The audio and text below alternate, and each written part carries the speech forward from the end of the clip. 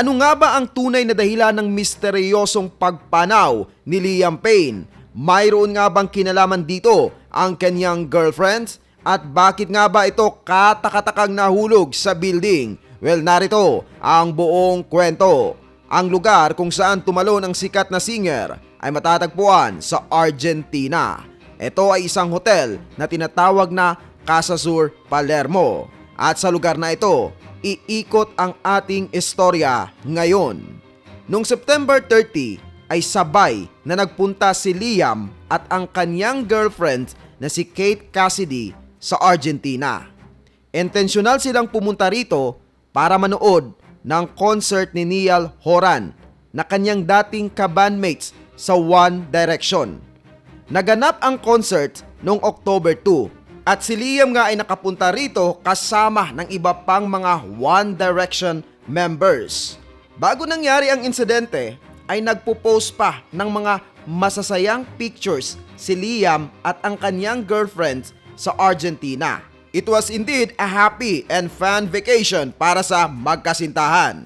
At mukhang na-enjoy ng mga ito ang Argentina dahil from September 30 ay umabot pa nga ng halos 2 linggo ang kanilang pamamalagi. Pagsapit ng October 14, 2 araw bago ang kanyang kamatayan, inulat ng TMZ na umalis ang girlfriend ni Liam sa Argentina. So in short, iniwan siya nito. Pagkatapos noon ay tila ba naging worst ang pinapakita ni Liam na behavior. Nagpakita raw ito ng isang agresibong mga galaw na para bang siya ay galit na galit. Ayon sa mga ulat, nung araw daw na mangyari ang insidente ay may tumawag sa 911 para i-report ang isang lalaki sa hotel na tila ba nag-aamok.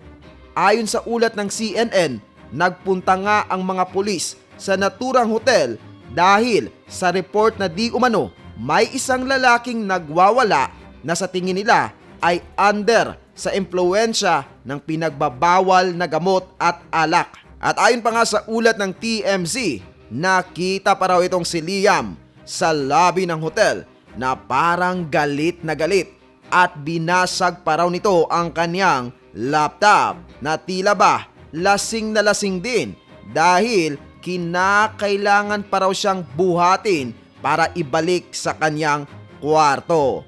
Noong 2021, inamin mismo ni Liam na siya ay nakakaranas ng mga matitinding thoughts na bawian mismo ang kanyang buhay.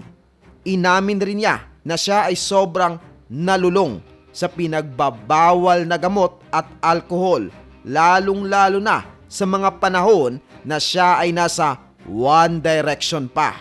Noong 2023 naman ay sinabi niyang siya ay may kinokompletong gamutan dahil sa pinagbabawal na gamot at nag-a-undergo din siya noon ng 6 months na pagpapakatino. Marahil ang tinutukoy niya po rito ay rehab. Siya po mismo ang umamin niya na. Kaya ang malaking katanungan po ngayon sa inyong palagay, intentional ba ang pagkahulog nito? #yes or #no, please comment down below. Si Liam Payne ay ipinanganak noong August 29, 1993. Kaya 31 years old na po siya ngayon. Siya ay pinanganak sa England. Bata pa lang siya ay mahilig na ito sa pag-awit at pagsayaw. Ipinanganak siyang may problema sa bato, kaya't kinakailangan niyang bumalik-balik sa ospital. Sa kabila nito, hindi niya pinabayaan ang kanyang talento. At sa murang edad ay lagi na siyang dumadayo at sumasali sa mga singing contest. At noong 2008, sumali si Liam sa The X Factor UK na isang sikat na talent show sa edad na 14. Bagamat hindi siya nakapasok sa finals, hindi ito naging hadlang sa kanya. Kaya muli siyang bumalik noong 2010. Sa panahong iyon, mas handa at mas determinado na siyang manalo. Pero hindi pa rin siya pinalad bilang isang solo artist. Noong mga panahon na yun ay kasabay na niya si Harry Styles, Zayn Malik at iba pang miyembro ng One Direction. At alam naman natin ang nangyari sa istorya. Nagdesisyon si Simon Cowell na isa sa mga hurado na pagsamahin sila bilang isang grupo. Mula sa pagiging magkahiwalay na contestant, naging isang grupo sila na tinatawag na One Direction. Sa kabila ng pagiging bagong grupo, mabilis nilang nakuha ang puso ng mga manunood dahil sa kanilang husay at chemistry sa entablado. Mabilis ang pag-akyat ng One Direction sa kasikatan. Hindi man sila nanalo sa The X Factor noong 2010, napansin pa rin sila ni Simon Cowell at pinapirma sa ilalim ng Psycho Music. Ang kanilang debut single na What Makes You Beautiful ay naging instant hit at sumunod ang kanilang debut album na Up All Night na naging number 1 sa maraming bansa.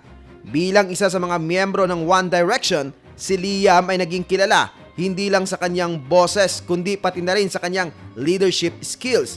Kilala siya bilang Daddy Directioner dahil madalas siyang maging seryoso at responsable sa grupo. Isa rin siya sa mga aktibong manunulat ng kanilang mga kanta, kabilang ang ilang hits tulad ng Story of My Life at Night Changes. Subalit nagbago ang lahat dahil sa pag-alis ni Zayn Malik.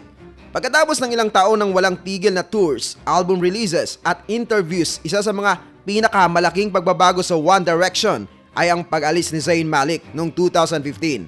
Ayon kay Zayn, nais niyang mag-focus sa sarili at sa kanyang solo career. Dahil dito, nagpatuloy pa rin ang grupo bilang quartet at kahit na naapektuhan ang mga tagahanga, nagpatuloy ang tagumpay ng grupo. Naglabas pa sila ng isang album, ang Made in the AM. Ngunit ramdam na ng mga miyembro ang pagkahapo sa walang tigil na trabaho. Dahil dito, nagdesisyon si Liam na lumabas na rin sa grupo. Noong 2016, nagdesisyon ang One Direction na magpahinga o hiatus matapos ang 5 taon na walang tigil na trabaho. Bagamat hindi opisyal na nagdisband, nagkaroon na ng kanya-kanyang proyekto ang mga miyembro kasama si Liam. Inamin ni Liam na isa ito sa mga mahirap na desisyon sa kanyang buhay. Ngunit kailangan niya itong gawin para mapangalagaan ang kanyang kalusugan at mas makapag-focus sa kanyang personal na buhay. Pumasok si Liam sa solo career at inilabas ang kanyang unang single na Strip That Down noong 2017 na naging matagumpay nga.